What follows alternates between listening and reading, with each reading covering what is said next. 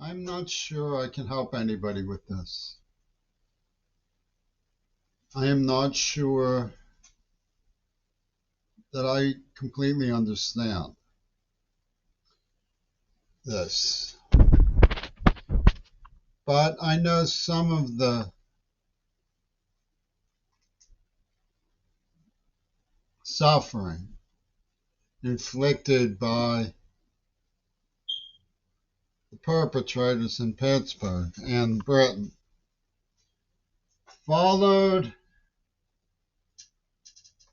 a prearranged psychological diagram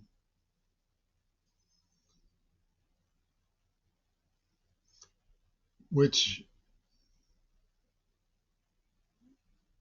promoted the egological formations of Brian Eno's friends. The rude question we should be asking is it enough to know that David Bowie's genocide speech on Diamond Dogs was real? Or should we be going after the people who pulled this operation?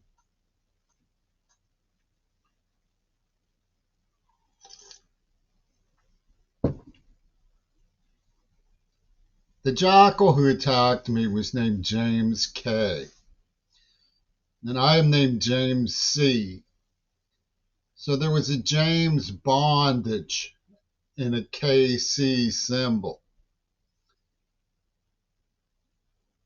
The parochial savage, Pope Carl, maugred with the rabbit, Robert Fripp, that KC became K because of vice activity. Having a girlfriend, heavy petting, making love, Miles Kirshner's reefer, which came from the Pennsylvania governor's office.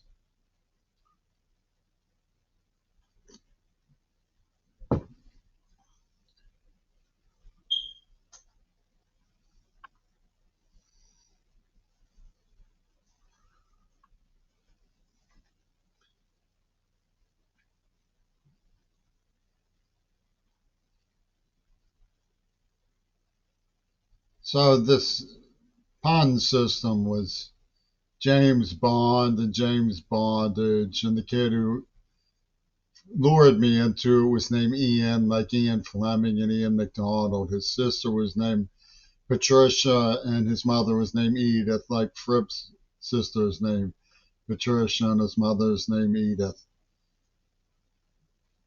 It was an insider circle. And they worked a lot of different levers.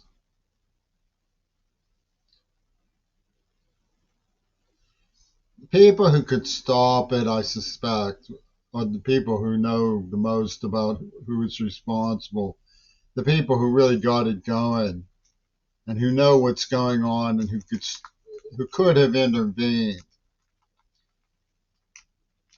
were Tim Stevens and Robert Fripp. One is a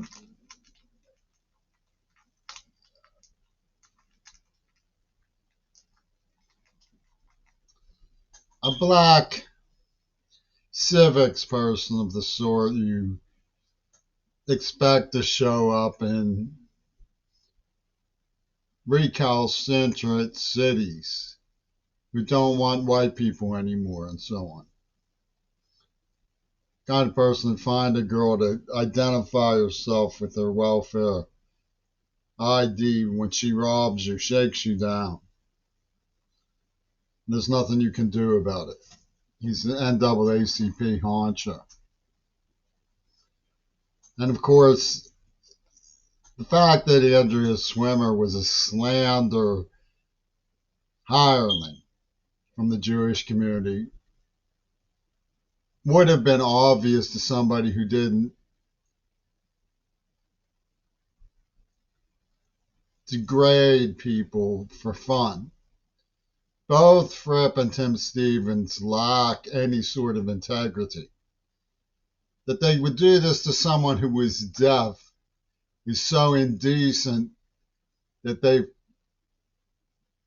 gone after my mind and tried to shatter it. They attacked me in an implanted neuroplasm and detonated it, so into seizures. I'm now self-destructing from Parkinson's.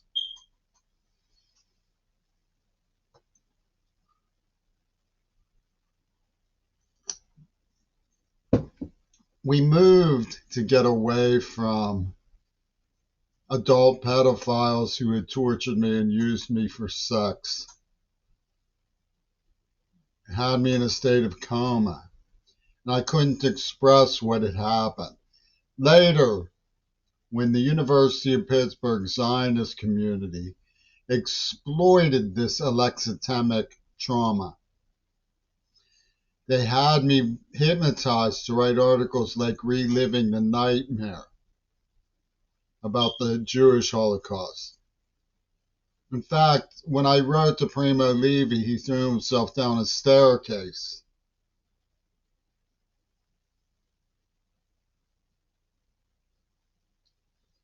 This is the psychological department that comes from Brian Eno and Yoko Ono. No, I don't consider myself to blame for Primo Levi's death.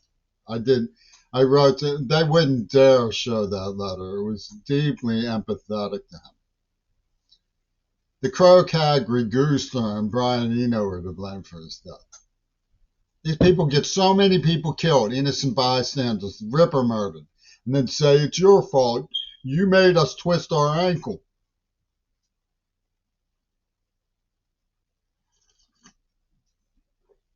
After we moved to get away from Krokag Reguster's armed gang, one of the letters from Gail Burston that really scared me had this scribble that said Ono Fang looming. That was in the 1970s.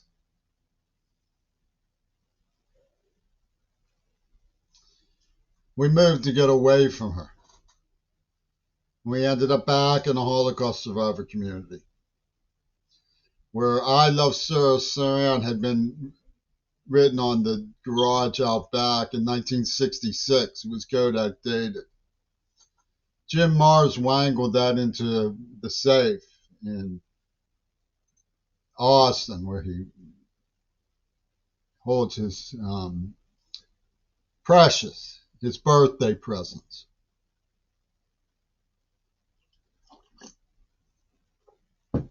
And Mamie Duff complained to me about Miles Kirshner. She didn't like him. He was plying me with marijuana. And deaf people are beggars for friends. I ended up in Norman Finkelstein's house. Did I say Norman Finkelstein? I mean Norm Thomas. Thos Gordon, that was it. They're so much alike I can't tell them apart sometimes. Andelman, Thos Gordon, Leslie Katz, Mackenzie, Glenn Mackenzie, Lederer, and Miles Kirshner. And they were always passing around the marijuana. This was Sir Weck's gang. Sir Weck, the guy, the showman honcho who advised Oliver Stone and stole Kennedy's brain from the National Archives, in all likelihood. Showman type activity. And so, yeah, deaf people you're just meant to be seen but not heard. I'd sit there and be abused by them. There was really nothing. Sit around deaf kid in Pittsburgh. Meanwhile, the union in Pittsburgh and the various forms of thief that Yoko Ono was still in contact with about me, while the letters were gestating, and they were cultivating, humiliation, were laughing at me and about me all the time. It became a running joke that Jimmy Curry was a laughingstock. King Crimson fed into it. I mean, you should have seen their glee. It went through Pittsburgh like ripples of joy when King Crimson anointed the persona's humiliation. They said, "We too gibber at queer ball." And it became a snuff movie.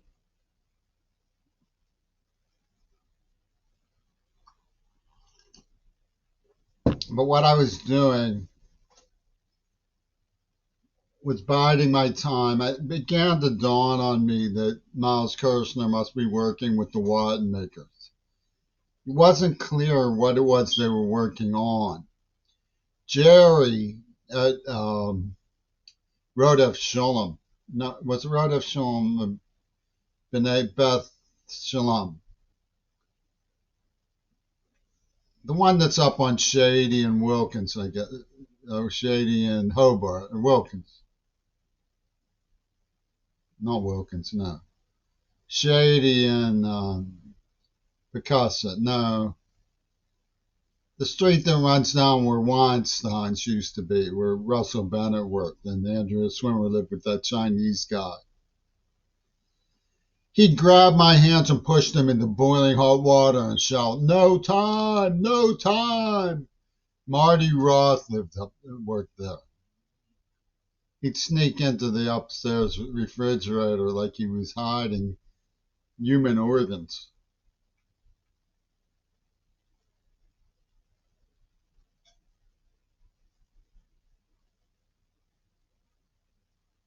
I dated the same girl as some guy from the Israeli Air Force, who I took to the Lamplights down on Broadway.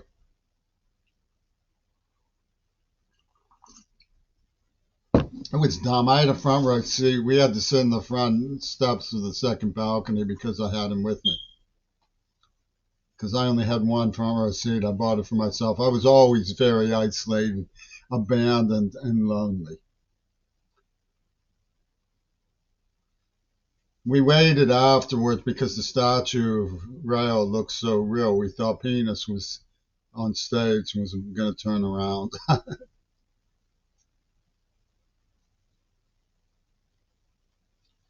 I thought the encore sucked, frankly. I couldn't believe after the doozy of Lamb Lies Down on Broadway, they were going to put us into eternal fatigue with the musical Watcher of the Skies and the musical, but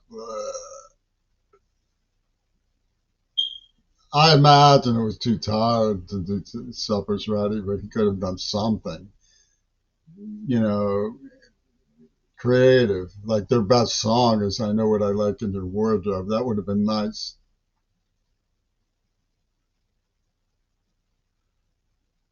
So I didn't know what they were doing. I got concerned when AIDS started and I was at the medical library of the Federal Emergency Crowd. I figured this is it. They tortured me. This is what they're up to. So I put up feelers and got that call to Mount Desert Island. The Goebbels guy, the white supremacist who represents the Seattle Black Panthers and the Jewish Defense League. I'm not joking. Fripp and Tim Stevens backed that operation on Mount Desert Island. It's very, very serious what Leslie Katz pulled. Very serious. And she did it with the Pittsburgh Police Department.